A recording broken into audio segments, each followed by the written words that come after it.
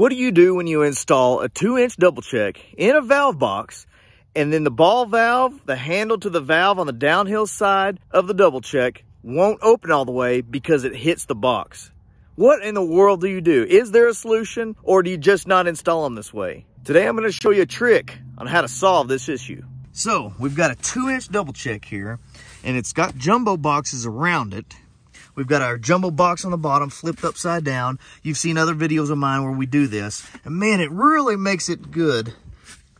Where you've got all that clearance that you need. Keeps the dirt away from this thing. It's going to last a long time because of that. But one of the issues you're going to run into, this is the ball valve on the downhill side. Flow is going this way. When you open up this valve here, it hits right here. And you can see it's not open all the way.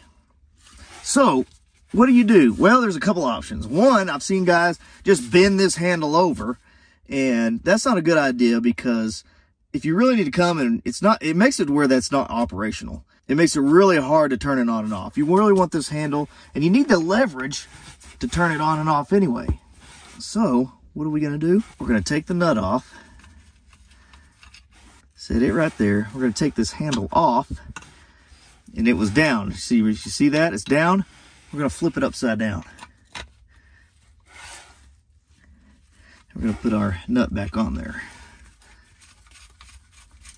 Now, what's going to happen, this is going up. You know, when it was going down, we were hitting there. But now that it's going up, you're actually turning it the other way.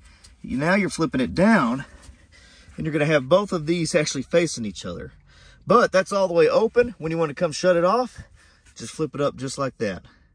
Solves the issue and makes it easy to turn on and off, and man, you're ready to go.